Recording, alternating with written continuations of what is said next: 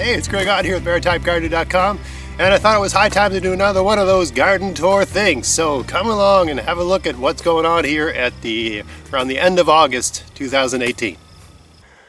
Alright, so I'm going to do this tour in handheld mode. It's just a lot easier than using the tripod. I hope it's not too shaky for people. I'm going to try to be as thorough and brief as I can. And of course, if you're going to begin at the beginning. This is the entrance to my garden. And here's my previously compost bins converted into hugelkultur beds. I've got squash and potatoes growing in these, and the squash has gone crazy. This bizarre trellis system that I tied into that tree up there, not the best idea I ever had, but it's working. And I've got some nice, these are winter sweet, I believe the variety of squash.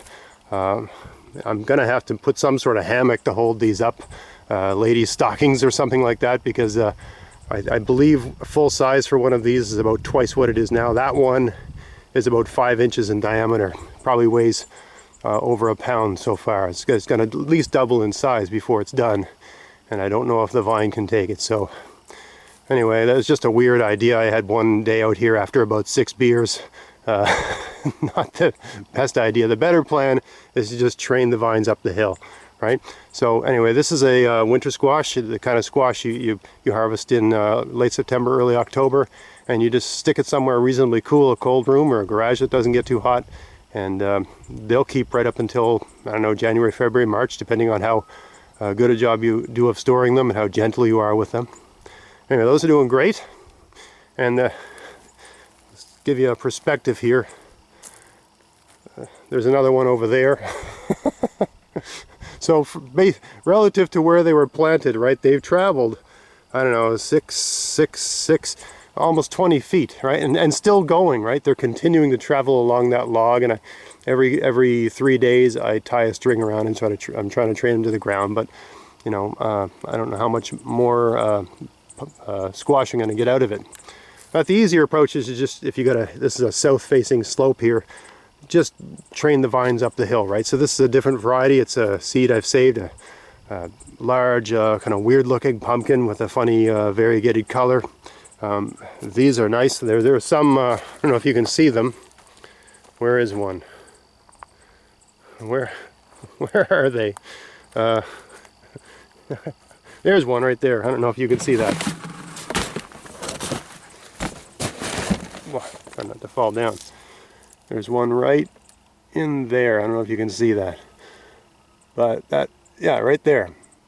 So that pumpkin's about 1 foot high and about 8 inches wide, and I expect it to almost double in size before harvest time. And they do turn kind of orange eventually, right? But they do have they're not pure orange. And it doesn't matter. It's basically, I wanted a pumpkin that I could use for Halloween jack-o'-lanterns, but actually tastes good and stores well. And these ones fit the bill. I'll put the name of them on the screen. I can't recall it right now. I bought them from an online source from the Ukraine for $1, and I've saved the seeds. I don't know if I can get away with saving the seeds this year because I got these other squashes growing here, and they probably cross-pollinated, so I'll probably have to buy some more. But for $1, who cares, right? You buy your seeds in January, February, and give it lots of time to arrive online, and you can save a lot of money that way. You can see it's traveled quite far, right? That one's gone way over there. This one's gone way up the hill. I don't even know what's growing back there. And way up there. It's always fun when when it's time to harvest. I always find ones I didn't notice. Sometimes the biggest ones I've grown, I didn't even see them the whole season. That's probably going to be the case this year as well. But not bad for just jamming a few seeds in some old compost beds that I just mulch every year. Here we have the parsnips that I planted last November. They're doing great. I expect great things from them. I got this rhubarb here. Why I put a rhubarb right at the doorway? Probably the dumbest thing, one of the dumbest things I've done in my garden. It's always in the way, but this rhubarb loves being here. I got a lot of rhubarb growing in my garden, but I could throw all the rhubarb away. From this one plant, I could probably get all the rhubarb I could ever want. I harvested some the other day, and some of the stalks were 2 inches in diameter. It's a monster rhubarb, and I think what happens is, the water comes down through all this stuff, and it picks up nutrients as it goes through all my mulch and stuff in this garden here. and deposits all that at the base of this rhubarb. It took about 3 years for it to produce, to be a real producer, but it's a massive rhubarb plant. Sorry, my shadow's in the way. All along here I got herbs along this edge. It's always good to plant herbs on edges. Don't devote a garden to herbs, just plant them on edges of things. They're weeds and they love marginal places and they'll do really well. Perennial herbs, I've got all kinds of different ones here. Savory, thyme, oregano, and so on. Alright, so here we are. I got the whole garden here and we're going to start on the right hand side. Got some nice big parsnips growing here.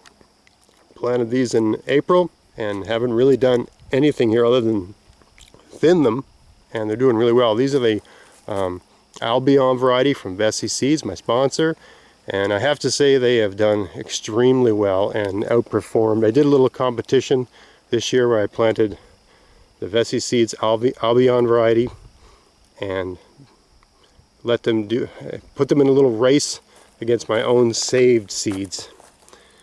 These ones here, I don't even know what variety these are. There's just a variety of seeds I've been saving every year, and I will continue to do so. But the Albion are bigger and greener, and they seem to be better. I don't know what the flavor's like, but from a height point of view, the Albion, so these are my own saved seeds. This is like maybe something crown, triple crown. I don't know. It's been so long. I've been saving seeds from these for years, and they make a nice parsnip. But the U.S.A. Seeds Albion, I have to admit, seem to be outgrowing them. I don't know what the difference is in flavor, but man, it's an impressive looking set of plants. And no work. Here I've got some beets. I've been harvesting these. I pickled some beets last night. I got 3 different varieties of beets. There's a pack you can buy online from U.S.A. Seeds where they give you 3 different kinds, and no complaints at all. I got some beets that are 4 inches in diameter in this bed. I'm just working my way through and harvesting them. It's not good to leave them too long in the ground, but I can't harvest them to store for cold storage because it's just not cold enough, so I got to leave some of them like that. But anyway, I love pickled beets, so I'm pickling a lot of them right now. We're also roasting them and that sort of thing. Love roasted beets. Swiss chard variety is Silverado. I planted these maybe early May, and they were decimated by the bizarre frost we had in June. But anyway, they're doing great, and these have been producing all summer long, and they just keep producing, and they're nice and big and healthy, and no complaints at all with this variety of Swiss chard. I've got some borage here. I don't know why I planted this stuff. I mean, it's a pollinator and all that sort of stuff, but that's a whole nother conversation. But anyway, the borage is great, but I really don't do anything with it. It just attracts bees to the garden, but I've got no problem attracting bees to my garden. I got bees everywhere, so anyway, if you have a bee problem, this is probably a great thing to plant, because it's always a beautiful, pretty blue flower, right? Take you in close. Right. And the bees just love it. There's bees everywhere all the time. Over here I planted a late crop of carrots. They're coming in great. Here I've got sort of a mishmash of things. I got some eggplant. I got some nice looking plants, but I don't see too many. These are just some transplants I bought. Eggplants never do really well here, but this year it's been so hot I've actually had a couple plants do okay, but they're really not producing yet. I don't see any actual fruit. There are some flowers. Maybe I'll get some. Where I am here is eggplants, maybe just not, unless you're going to use some sort of hothouse or something like that. I don't really know that it's worth your time. I love eggplant. Man, I love eggplant. But I just can't seem to get a decent yield here without going into some sort of hothouse type situation, and generally speaking I just can't stand that, because I don't like having to water them. I haven't watered this whole garden. I have not watered it since the middle of July. Haven't turned on a hose, nothing. Haven't done a thing. Haven't watered, haven't weeded, haven't done nothing. Just collecting food. That's all I do here. Over there I got lots of onions, and some of them are starting to tip over. Right, once they sort of tip over like that, they're ready to be harvested. So it's probably time to start doing that and drying them out and putting them in cardboard boxes for storage. Here's a zucchini garden. I'm getting all the zucchini I can possibly handle out of this one 4x10 bed. We're cooking them, and we're also making, my wife loves zucchini relish, especially the yellow zucchini relish because it's yellow. For some reason it just tastes better when it's yellow. I got a yellow variety and a green variety. I can't remember the name, sorry. Anyway, I'm getting from a 4x10 bed. I think regardless of how much you like zucchini, that's going to give you all the zucchini you can possibly handle.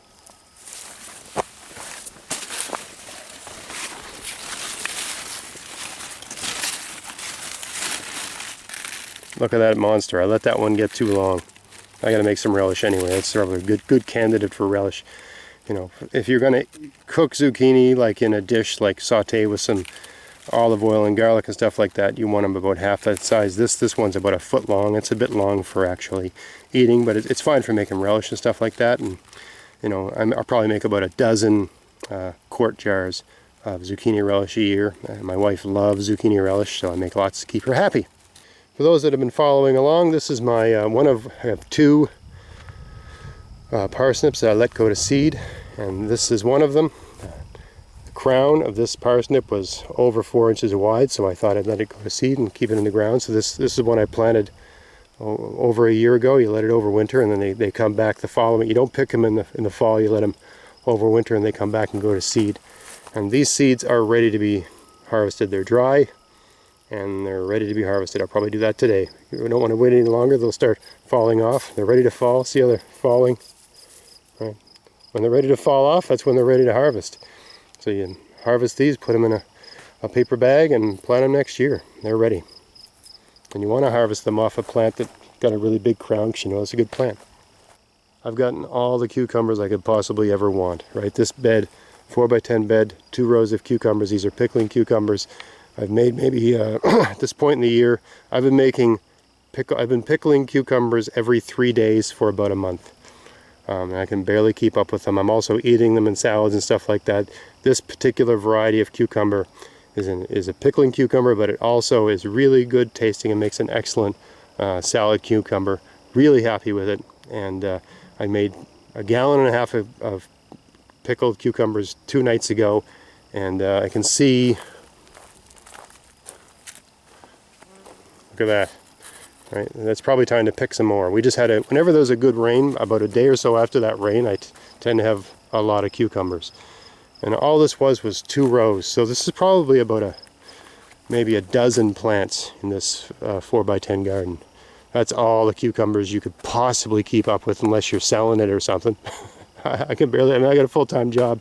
I come home from work, I have supper, and then every 3rd night I'm pickling cucumbers until 10 o'clock at night. But I love them, so it doesn't matter. Kale gardens, they're going crazy. These have required no work, and for whatever reason this year I have not had a problem with whitefly at all. If you've been following along and watching my videos, I've had serious problems with whitefly, and I've used BTK successfully, and last year I used it successfully, and this year I haven't had to use it at all. I haven't done anything. I mean, the kale is the one plant in my garden that it gets attacked more than anything else. It gets attacked by slugs, it gets attacked by flea beetles, and so on and so forth. But I haven't done anything since, I don't know, sometime in July. Haven't done a thing with these other than try to keep up and harvest these, right? And this is more kale than you can possibly eat. When you have this much garden, 2 4x10 beds of kale, every 3 days you pick as much kale as you can. You use the cut and come again method. You pick as much kale as you possibly can, and you eat it, and you blanch and freeze the rest. And using that method, I'll have kale deep into March in my freezer. And it tastes wonderful. My blanched frozen kale tastes better than anything I can buy from a grocery store. Sure, I'm a little biased, but I believe I'm right. The rhubarb is basically done. I mean, you couldn't even see the ground here a few weeks ago, and now it's really cleared out. Right? This is a seriously heavy, high-producing rhubarb garden. You can only eat so much rhubarb. I only like it in rhubarb crisp. I can only eat so much of that or I'll, start gaining weight because I love it. And it's rhubarb crisp is more crisp than rhubarb, if you know what I'm talking about. It's got lots of sugar and oatmeal and stuff like that in it. It's a wonderful dessert. Anyway, lots of rhubarb. The grapes that were destroyed by the late frost that we had in June seems to have come back. I really didn't get any grapes out of it this year, but the greens, the leaves, I lost all the leaves when we had that frost, that late frost, but it seems to have bounced back.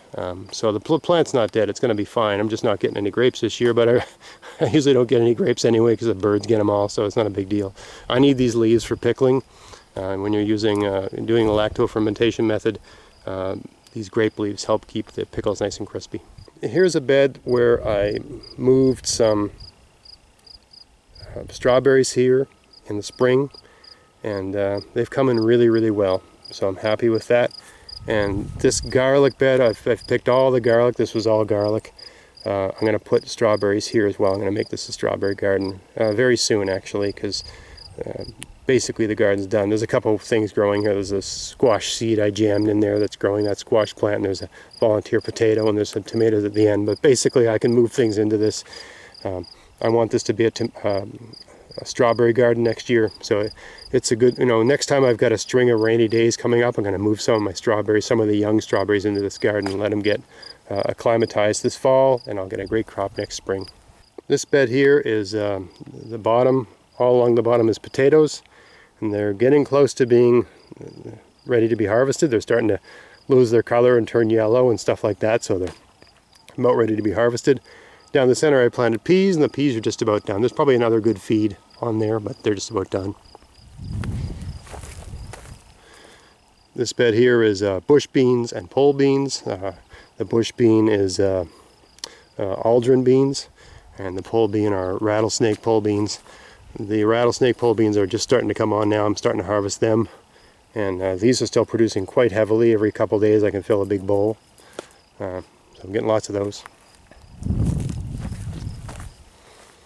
This garden here is all potatoes.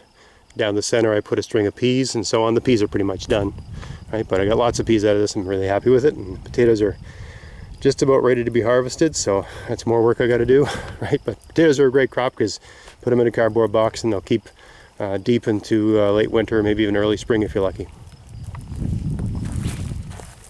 These are beans, Romano beans. They're done.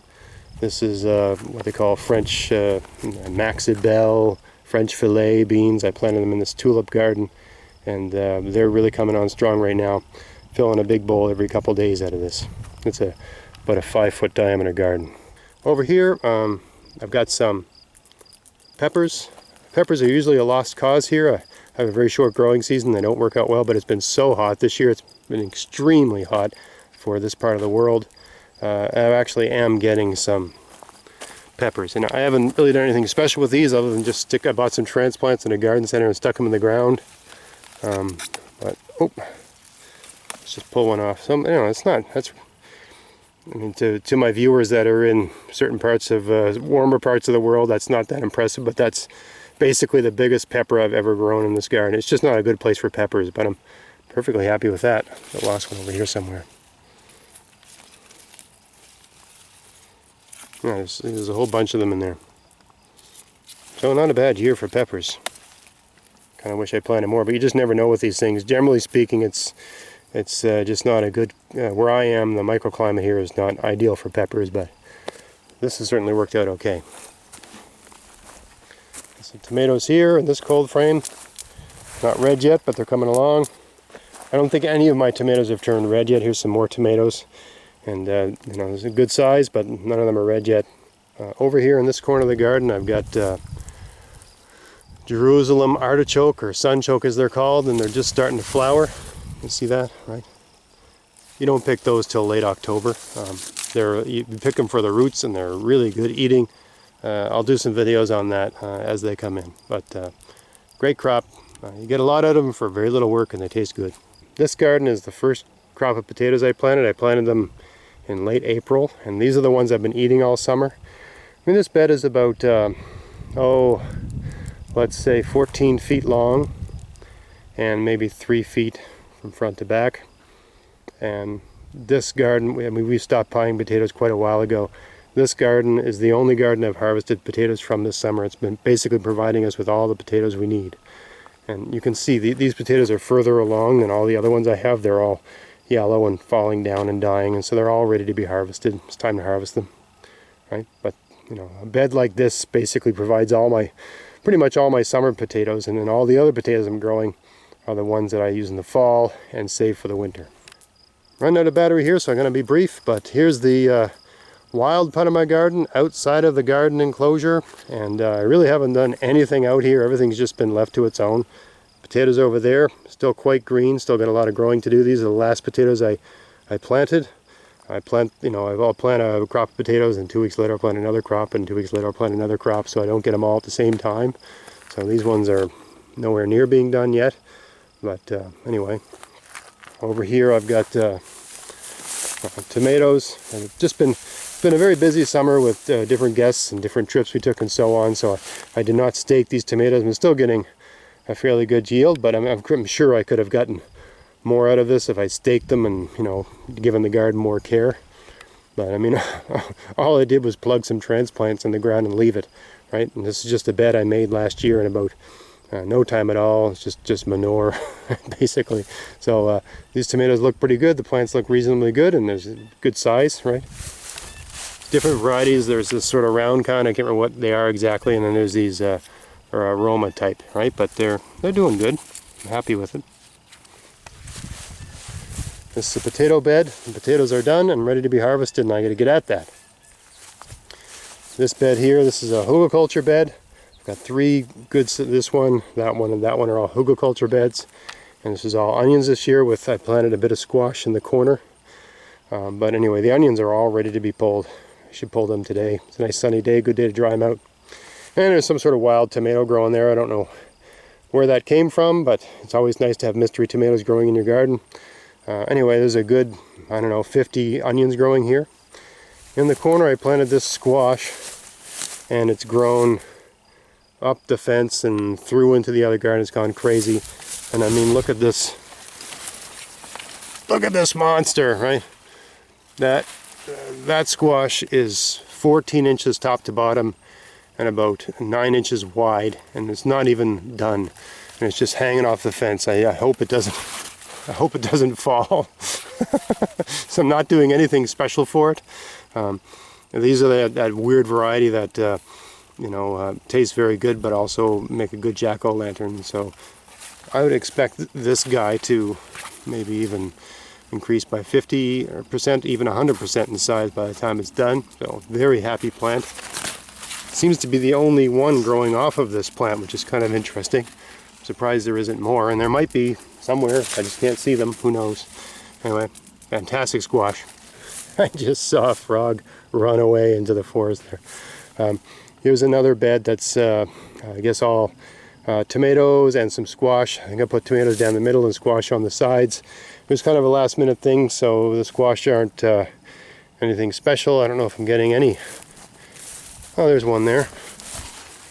It looks like that winter sweet variety, to tell you the truth. So anyway, they're coming along. I'm getting some squash.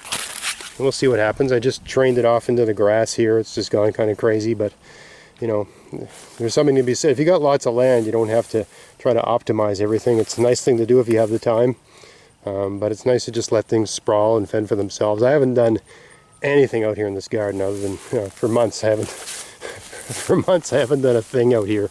I just let everything take care of itself, and because they're the sorts of things that I find the deer don't seem to eat, the deer and the porcupines and the rabbits seem to leave all this stuff alone. I see the odd top of an onion bitten off, but whatever bit the top off didn't come back for more. Right? They don't like it. And this bed here was all garlic, and they've all been pulled. So I need to add a bit more mulch to this, but really I didn't do any work here. I planted garlic last November, and I pulled them last week. Pulling them last week was the only work I did in this garden. Didn't weed it, didn't do anything. Good mulch on that, it'll be ready for something else next year. Alright, so that's how things look in the garden right now. The garden is exploding and I can barely keep up. It's been a fantastic year, and thank you Vessi Seeds for providing all of these seeds to me. I've had a fantastic year, no complaints, only good things to say about the different varieties of seeds that I've started here in my garden. So if you enjoyed this video, please like, share, subscribe, and also check out my podcast, maritimegardening.com, where I talk about gardening. It's an audio podcast, it's free, and I talk about gardening, the ideas behind gardening. It's more of an ideas discussion, but it's all about gardening. The health benefits, the exercise, the nutrition, that sort of thing. I have different guests from time to time, book authors or other online personalities, and we talk about gardening. So I hope you enjoyed that. Until next time, get out there, get at it, have fun in your garden. Thanks for watching.